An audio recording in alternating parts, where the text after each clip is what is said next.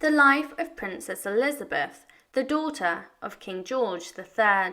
Princess Elizabeth of the United Kingdom, a fascinating and vibrant personality, defied the expectations of her stately upbringing.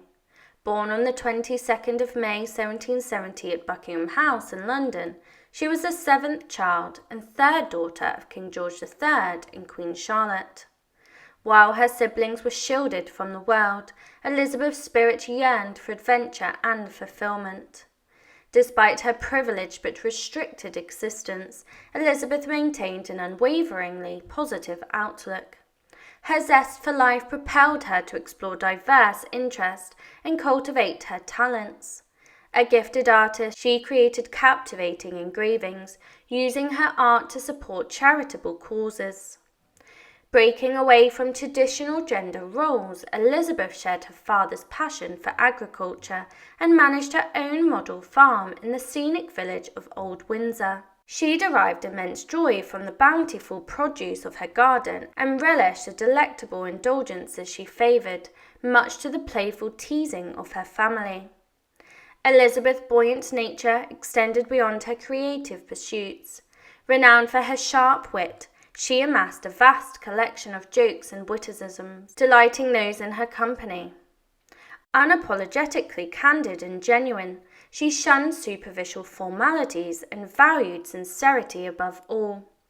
Among her siblings, Elizabeth formed particularly close bonds with her sister Augusta and her brother Edward, Duke of Kent and Strathearn. Additionally, she shared a special connection with her mother, Queen Charlotte, a bond that influenced the Queen's reluctance to see Elizabeth married off. With her insatiable curiosity and vibrant personality, Princess Elizabeth of the United Kingdom carved a unique path, defying conventions and leaving an undeniable mark on those around her. Tales of intriguing romantic entanglements surround Princess Elizabeth, adding an air of mystery to her life. One such story suggests that she entered into a clandestine marriage with George Ramus, resulting in the birth of their daughter, Alyssa, in 1788. George Ramus, the son of one of Elizabeth's father's pages, enjoyed a connection to the royal family. While such union would have been deemed invalid under the Royal Marriages Act 1772, Elizabeth's brothers had also ventured into similar relationship with commoners before later marrying German princesses. Elizabeth's sisters, largely restricted from marrying into royalty, sought love and companionship with equerries and influential courtiers. Elizabeth herself may have been engaged in a romantic relationship with the first Baron of St. Helens, a respected diplomat who held the favour of George III. Despite the 17-year age difference, St. Helens' practical and sharp-witted nature resonated with Elizabeth, who cherished him dearly. She affectionately referred to him as a dear and valuable saint and expressed her unwavering admiration for him. Elizabeth's attachment to St. Helens was evident when she was commissioned a portrait of him, while he reciprocated her affections by keeping an enamel miniature of Elizabeth. Regarding marriage, Elizabeth's path took an unexpected turn in 1808 when she declined a proposal from the exiled Duke of Orleans, later known as King Louis Philippe I of France. The rejection was influenced by her mother's opposition and the Duke's Catholic faith. However, fate intervened during a grand ball in the British royal court in 1814, when Elizabeth encountered Prince Friedrich of Hesse-Homburg, a German noble. Captivated by his dashing presence in his elegant hussar's uniform, she exclaimed, "If he is single, I will marry him." 4 years later, Elizabeth received a letter bearing Frederick's proposal.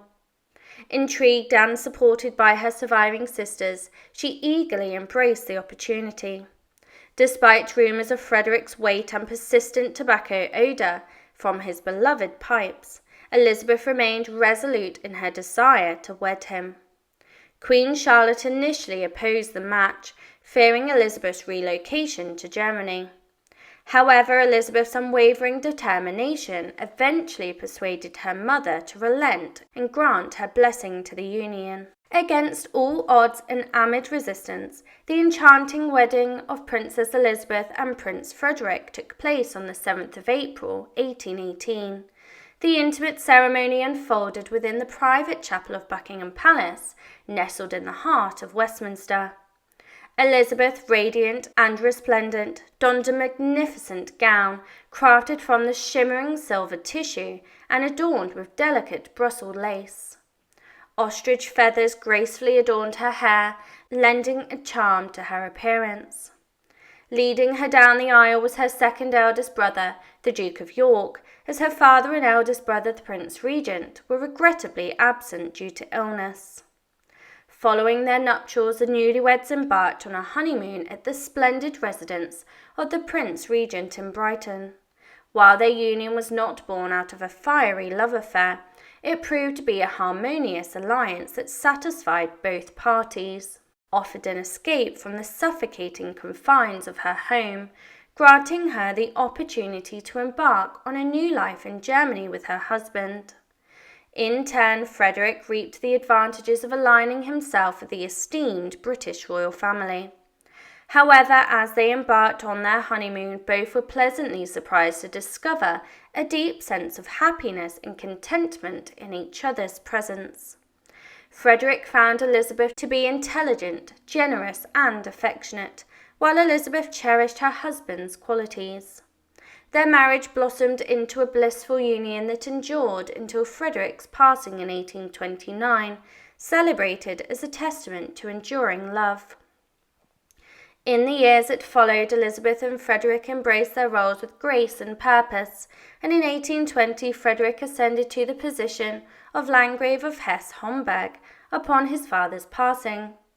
With Elizabeth's dowry and annual allowance, they were able to transform the Homburg Palace, breathing new life and splendour into their surroundings. Freed from the rigid court etiquette she had found stifling in England, Elizabeth revelled in her newfound freedom in Germany. She even oversaw the construction of the exquisite Gothic house within the castle grounds, a testament to their shared vision and creativity. Deeply committed to making a difference, Elizabeth established a care centre and school in Hanover for the children of working mothers. Although she herself was past childbearing age, she discovered immense fulfillment in working with the young students who graced the halls of the school. Tragically, Elizabeth's journey came to an end on the 10th of January 1840, as she peacefully passed away at the age of 69 in Frankfurt am Main, Hesse, Germany. Her final resting place became the majestic mausoleum of the Landgraves, situated in Homburg. Princess Elizabeth's legacy as a compassionate and dedicated individual, both with her marriage and in her philanthropic endeavours, would continue to inspire generations to come.